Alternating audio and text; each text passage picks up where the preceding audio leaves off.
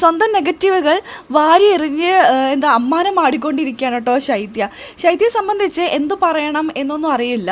മറ്റുള്ളവരെ വെള്ളപൂശാൻ ശ്രമിക്കുമ്പോൾ ഒരുപക്ഷെ അതിൻ്റെ ആ ഒരു കരി വീഴുന്നത് ശൈത്യയുടെ മുഖത്തേക്ക് തന്നെയാണ്. അത്തരത്തിലാണ് ലൈവിലെ കാര്യങ്ങൾ. ഇന്ന് രാവിലെ തന്നെ ഒരു സംഭവം ഉണ്ടായി. അക്ബറും അപ്പാനിയും കൂടി അവിടെ ഇരിക്കുകയാണ്. തൊട്ടടുത്ത് സരികയും കൂടി ഇരിക്കുന്നുണ്ട്.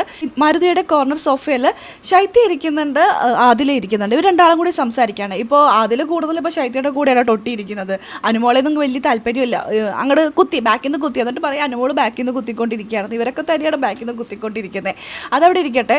ശൈത്യ കടന്ന് ഭയങ്കര ഷോയാണ് കേട്ടോ ഇന്നലെ വന്നപ്പോൾ മുതൽ. ഇത് കണ്ടുകൊണ്ടിരുന്ന അപ്പാനി ചോദിച്ചു, ശൈത്യക്ക് സൗഹൃദം ഉണ്ടായിരുന്നില്ലേ? അപ്പോൾ ശൈത്യ പറയണം, അത് എനിക്കുണ്ടായിരുന്നു, ഞാൻ അറിഞ്ഞില്ല, അവളെന്നെ പിന്നീന്ന് കുത്താണെന്ന്. ഞാനല്ല കുത്തിയിരിക്കുന്നത്, അവളാണ് എന്നെ കുത്തിയത്. അതിനുശേഷം സൗഹൃദം ഉണ്ടായിരുന്നില്ല എന്ന് ചോദിച്ചപ്പോൾ ഉണ്ടായിരുന്നു, ആദ്യം ഇവരൊക്കെ എൻ്റെ ഫ്രണ്ട്സ് ആയിരുന്നു എന്ന്.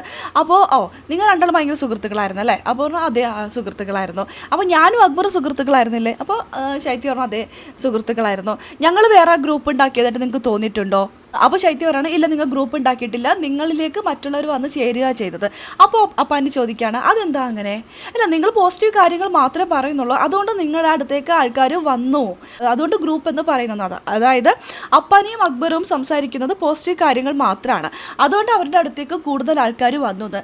അങ്ങനെ പറയുമ്പോൾ ശൈത്യയും ആദിലയും തമ്മിൽ ഗ്രൂപ്പ് ഇല്ലായിരുന്നു, എന്തുപറ്റി? അവർ നെഗറ്റീവ് കാര്യങ്ങളാണോ പറഞ്ഞുകൊണ്ടിരുന്നത്? അത് ശരി. അപ്പോൾ ശൈത്യ മൊത്തം നെഗറ്റീവ് മാത്രം സംസാരിക്കുള്ളൂ എന്ന് ശൈത്യ പറയാതെ പറഞ്ഞിരിക്കുകയാണ് കേട്ടോ. ശൈത്യയുടെ പ്രൊഫഷനൊക്കെ തൊട്ടാൽ ശൈത്യക്ക് ഭയങ്കരമായിട്ട് ദേഷ്യം വരും. കുറച്ച് നേരം മുമ്പ് ഒരു വഴക്കുണ്ടായിരുന്നു, ശാരികയും ശൈത്യയും തമ്മിൽ പ്രൊഫഷനെ തൊട്ട് കളിച്ചു എന്ന് പറഞ്ഞിട്ട്.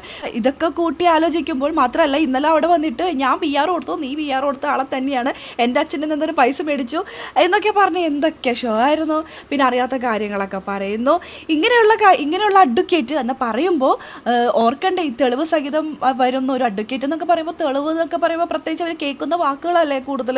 അപ്പോൾ തെളിവ് സഹിതം പുറത്ത് ആൾക്കാർ വരുന്നു, എല്ലാ കാര്യങ്ങളൊക്കെ അറിഞ്ഞു വെച്ച് വേണ്ടേ ഒരു അഡ്വക്കേറ്റ് സംസാരിക്കാൻ, അല്ലെങ്കിൽ അഡ്വക്കേറ്റിനെ അല്ലെങ്കിൽ പ്രൊഫഷണൽ പറയുമ്പോൾ ഇത്രയ്ക്ക് പൊള്ളുന്ന ഒരാൾ സംസാരിക്കാനായിട്ട്. പക്ഷേ ശൈത്യ അതൊന്നും ഓർക്കാതെയാണ് സംസാരിക്കുന്നത് ഇങ്ങനെ. അപ്പം ഞാൻ ആലോചിക്കായിരുന്നു, ഒരു പക്ഷേ ഒരു പെറ്റി കേസായിട്ട് വന്ന ഒരാൾ തൂക്കുകയറ് വാങ്ങിച്ചു കൊടുക്കേണ്ട രീതിയായി പോകും കേട്ടോ. ഒരു പ്രൊഫഷനെ ഇത്രമാത്രം സ്നേഹിക്കുന്ന ആൾ ഇതൊക്കെ ആലോചിച്ചും കണ്ടും വേണം സംസാരിക്കാനായിട്ട്.